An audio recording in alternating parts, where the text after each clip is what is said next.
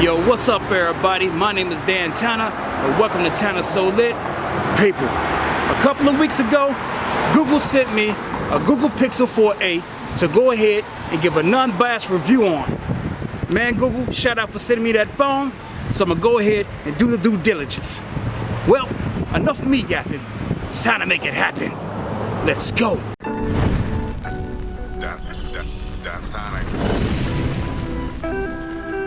Well, alright everybody, I'm about to tell you guys what I'm feeling about this phone and what I'm not feeling about this phone.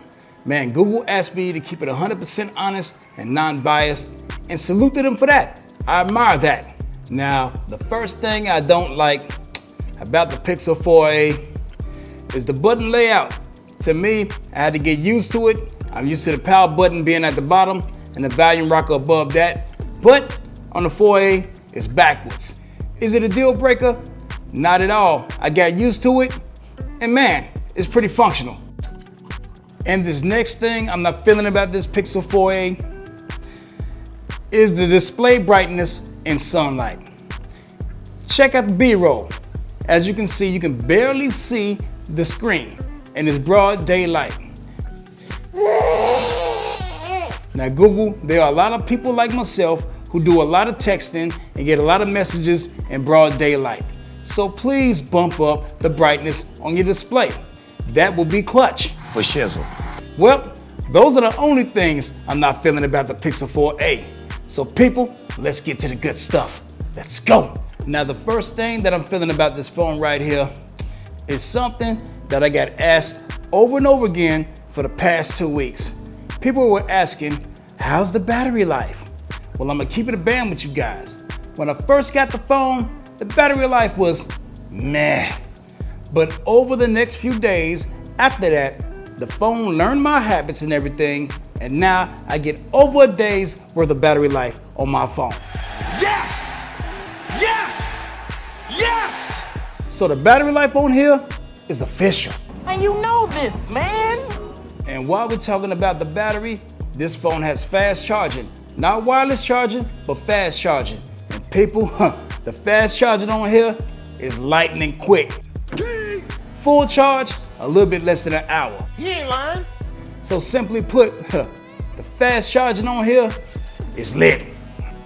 And people, the next thing that I'm feeling about this Pixel is the performance. Now I've reviewed and tested Samsung phones, LG phones, Xiaomi phones from overseas, and many others.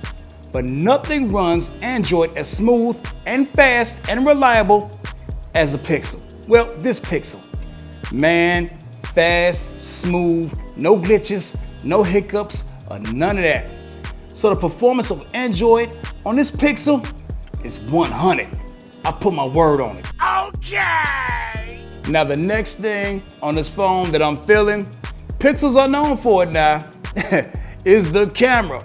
But instead of me giving my opinion about it, I'm gonna leave it to the professionals. So I went out and got one of YouTube's hottest videographers, Sean Brooks from Brooks Media, and he's also the PD at the Obama administration. So Sean, what you think? Yo, what's going on everybody? My name is Sean Brooks. I'm a filmmaker based here in Chicago. With being a filmmaker, I do photos as well, obviously, right? So with that being said, my boy Tanna has sent me some photos from the Google Pixel 4a, and I am very excited to look at them to see if they are worth the hype. Let's get into it. All right, y'all, so let's get started with the very first photo here. All right, so here we have like a pretty basic, pretty generic photo, right? You know what I'm saying? No, this is the Tanna. But no, seriously.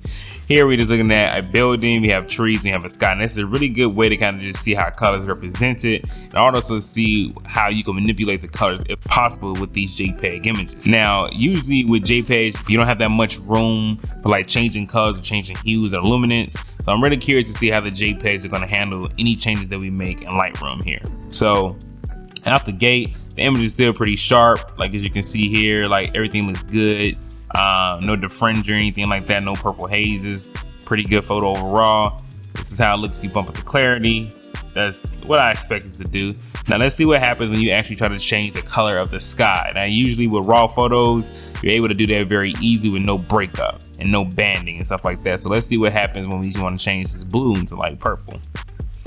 Now, right now, as we can see, let's see what we got here. This is actually pretty good and pretty impressive because they literally change it. You don't see any like bleeding anywhere. You don't see any banding, any lines going anywhere. Like all you do is see just the blues turning directly into purple, which is pretty impressive for a JPEG. In most situations you get JPEGs, you would see like start to break down pretty easy, especially if the JPEG is not of high quality. So the fact that this JPEG is, you know, able to withstand a complete 100% color change, that's actually pretty cool. We can do the same thing with the greens. We look at the greens. You're able to change the greens. Go ahead and zoom in down for you here. Move this here. You're able to change the greens with, again, no breakup. No breakup. So you go from, you know, bright, super sunny day into like the flowers or the green getting sun kissed, a little burnt on them. And now, you know, you can actually change the way the image looks. Same thing with the yellows here. We got yellows in here. Now we can change it to red. I mean, the fact that you're able to do this with the JPEGs alone shows the quality of the JPEG that you get out of the Google Pixel 4a. So first photo, not bad at all, Google. Let's move on to the next one. Now, typically, I'm not gonna lie to you guys, I kind of became like a camera snob ever since I got like an actual DSLR and it's based off bokeh. Camera phones just usually don't present the same type of bokeh that you get from an actual DSLR. But in this situation here, like right now, like this here, this is a pretty good macro shot. Everything is looking good. Let's see what happens when you raise the shadows. Now that's a really telltale sign for JPEGs when you start to raise the shadows. So let's see how it looks when you start to raise it. Now it's getting a little noisy. You can see it in his face, but overall the image hasn't started to break down yet. And right now we're like a plus 30 in the shadows. Now when like you'll see the image really start to break down if we drop all the way to like bring to 100%. Like you see the colors look different.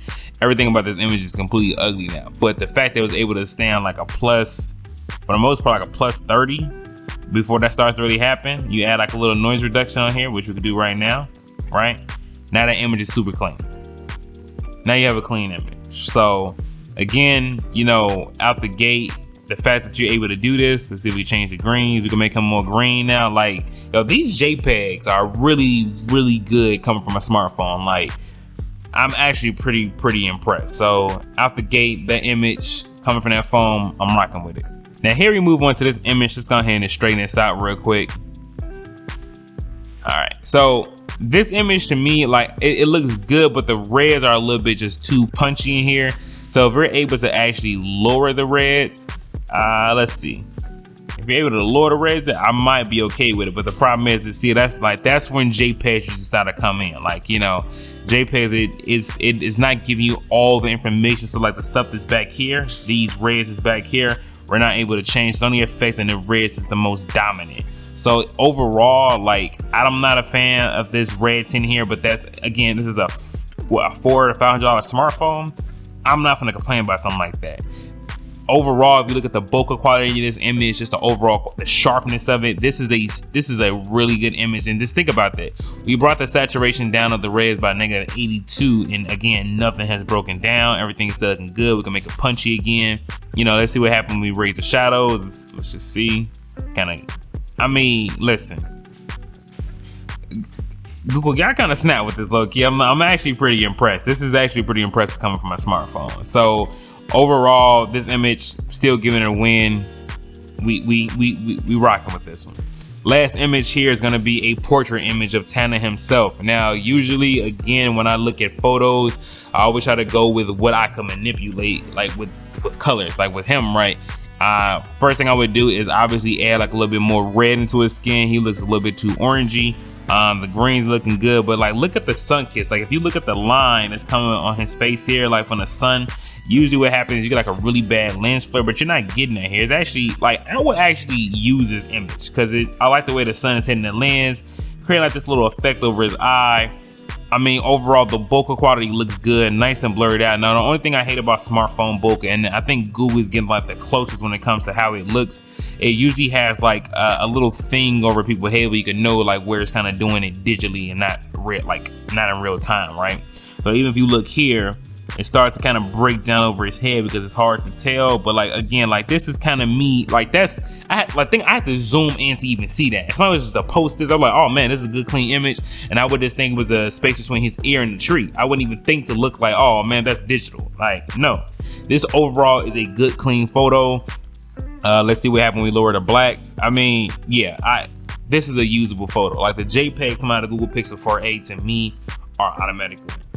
Well, okay, Google. Hey, you're looking pretty good on the camera side. Man, oh man, oh man. And salute to Sean for giving us input and everything. Man, that means the world to me, and people, trust me. As you can see, that guy knows exactly what he's talking about. And I'm Sean about my generic picture. Well, I tried, bruh. I really tried. Now, the next thing that I'm feeling about this device is the design and everything. Well, I invited two hardcore Apple people to give their opinion on them. One is a known DJ in Chicago, one of the hottest DJs, and another guy is a COO of a medical firm. Let's listen and see what they had to say about it. Hey man, this phone's solid, man. Like this camera, legit. I'm about to give up that iPhone real quick, and I might go ahead and grab this. I'll be interested in these Google phones anyway. What? All right, JP, so what you think so far? Dope phone. Nice pictures. It's a good, someone you can get. Man. I trust your judgment because you are a hardcore Apple enthusiast. Yes, sir. Yes, sir. Yes, sir. It's hard to give me away, but it's a good one. Yeah! Yeah, people, I'm feeling this minimalistic design of this phone. Is it the best design out there? No. But for Google, this is really good and promising because Pixels of past, to me, wasn't that aesthetically pleasing or nothing like that. You know what I'm saying? But on this one right here, nice minimalistic look, nice vibrant OLED panel. Man, it's legit. Woo! Okay, the next thing I'm feeling about this phone, people, I'm a professional musician. I'm a Grammy-nominated music producer and all that. I'm feeling the stereo speakers on this device, especially for $350. Let's go ahead and give it a sound check. I'm not gonna be in the studio or anything, I'm just holding my hand just like a normal person would. Here we go.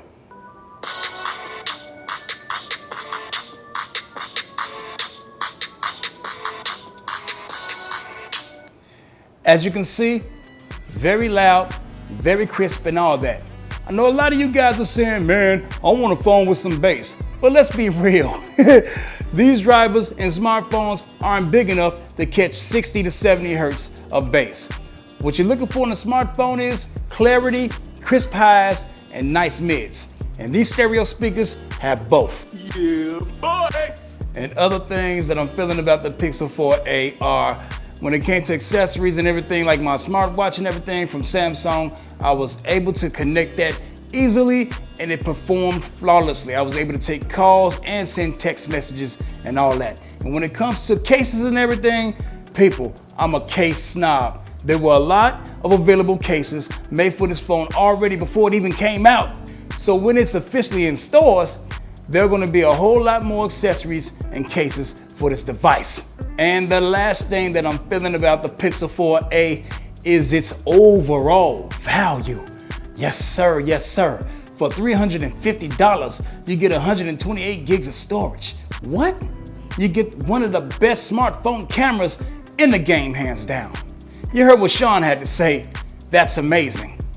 You also get the best version of optimized stock Android on deck. Lord have mercy. You also get 3 years of updates guaranteed to your device. So Google, pat yourselves on the back. You just created the ultimate budget smartphone. Believe that. Well, all right, everybody, that just about does it for this one. So if you like what you saw and like what you heard, please give your guy and Google a thumbs up because that's official. Yes, sir, yes, sir. But if you have not yet subscribed to my channel, What? to feel the whole swag and madness of Dan, Tanna, and Team Lit, then do that too, because that's official too. All right, everybody, get money, get respect, and enjoy your tech. Be easy.